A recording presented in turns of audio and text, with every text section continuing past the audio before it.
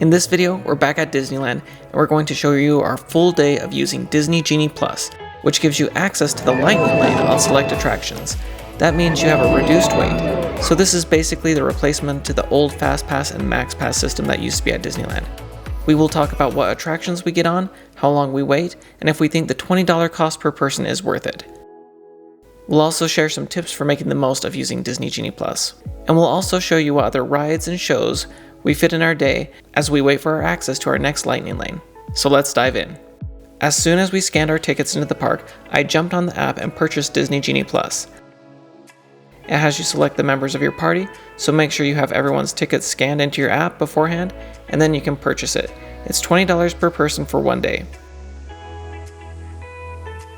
And then you get a confirmation of your purchase. Then you can navigate over to the tip board or the attraction pages to make your first Lightning Lane selection. So here at 7:55 in the morning, I was able to make our first selection for Space Mountain. We arrived to Disneyland early for Rope Drop.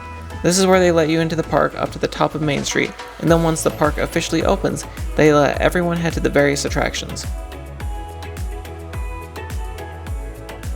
To make the most of being there early, we headed to an attraction that doesn't have Lightning Lane, and it had been very busy for most of our trip, Snow White's Enchanted Wish. They have recently updated this attraction and it is a lot of fun. We waited about 10 minutes for this one. Since my nephew isn't tall enough to go on a number of the attractions that do have Lightning Lane, we opted not to get Lightning Lane for him, so that meant we wanted to take advantage of some of the shorter lines earlier in the day on several of the attractions he could go on, which do have Lightning Lane, and we knew they'd be busy later in the day. So we headed to the Haunted Mansion, which as you can see, even though we were using the standby line, it was a walk-on. Then it was time to use our Lightning Lane for Space Mountain.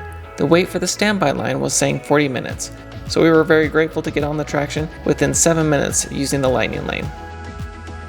Ideally, we would have reserved another Lightning Lane as soon as we scanned into Space Mountain, but because we had reservations for a character breakfast, we didn't reserve anything until our breakfast would be over. But I kept an eye on the app and the return times, and if we wouldn't have had the character breakfast, we could have easily gotten onto 2 more Lightning Lane attractions during this time, like Splash Mountain and Millennium Falcon Smuggler's Run. We had a little time before our breakfast reservations, so we made our way to our next attraction, and we ran into Mickey. First I gotta ask a question. How you doing, buddy? Can I have one of those? I've been missing that. Hey! So how, Mickey 2 in town getting worked on, so we can't go back there, but how's Runaway Railway coming? Because I'm excited for that adventure. Is it gonna be fun? Alright, awesome. Okay, 10? Okay, I'm excited for it. Okay, 10 out of 10, alright. Then we went to an attraction that has the Lightning Lane that the whole family can enjoy. It's a Small World. And we literally just walked on this one. And this meant we wouldn't have to use a Lightning Lane later in the day to go on this one. Then we enjoyed breakfast with Minnie and friends at the Plaza Inn. I'll put a link to the full experience in the description below. So even though we could have been using this time to go on more attractions, it was totally worth it to us to have some one-on-one time with this many characters.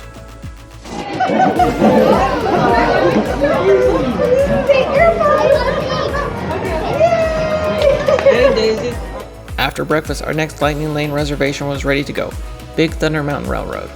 The standby wait for this attraction said 50 minutes, we only waited about 5 minutes.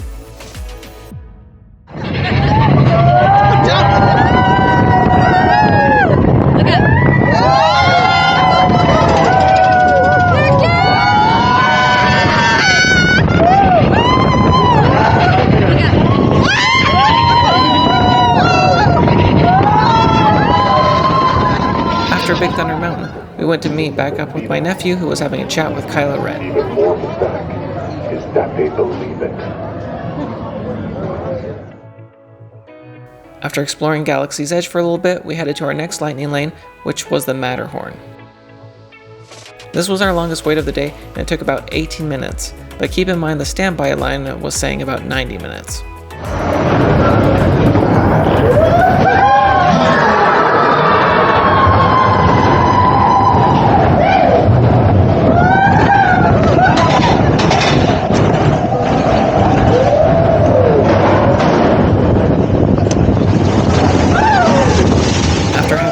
Adjusted on the Matterhorn, we decided to head back to the hotel for a nap.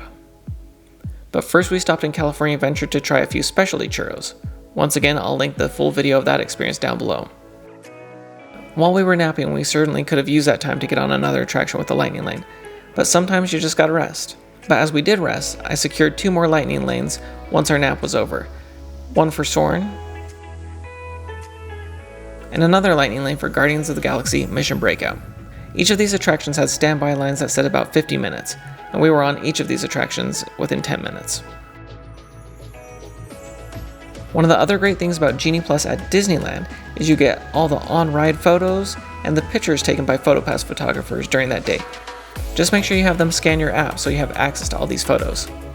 After we were able to scan into Guardians of the Galaxy Mission Breakout, we were able to secure another lightning lane for the Incredicoaster. The standby line for Incredicoaster was about 30 minutes, and we only waited 5 in the lightning lane.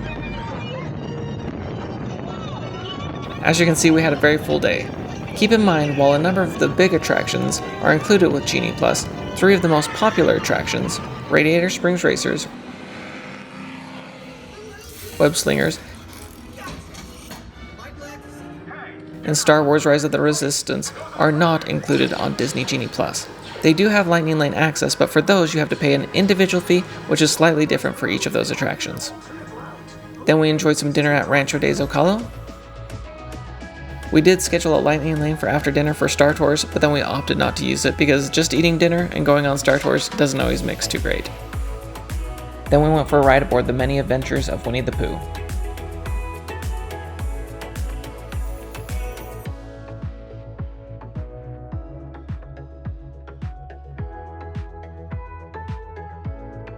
Then we were able to grab a spot for the second showing of the Main Street Electrical Parade, and as we were sitting there, I was able to secure one more Fastpass for Indiana Jones right after the parade was ending.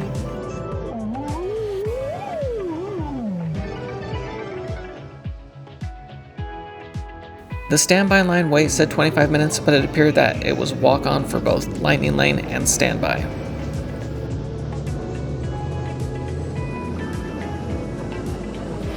And by the time we were getting off Indiana Jones, the park was closing. As you can see, Disney Genie Plus helped us get on a lot of the big attractions with very little wait. Even though this was our 3rd day in the parks, we hadn't done some of these big attractions because we didn't want to be waiting 50 or 60 minutes for them. So just using Disney Genie Plus one day really saved us a lot of time and still allowed us to go on these attractions we were really excited about. If you're going to be there a few days, I would recommend maybe picking out one day to use Disney Genie Plus, whether that might be a weekend or maybe a holiday when the parks are going to be a little bit busier while you're there. I would love to hear in the comments below your tips and tricks for using Disney Genie Plus at Disneyland. Hopefully you found this video helpful. If you did, please give a like and consider subscribing to the channel because my hope is always to make your next Disney adventure a little bit more magical with tips and tricks, food reviews, and news. Thanks so much for watching, and we'll see y'all again real soon.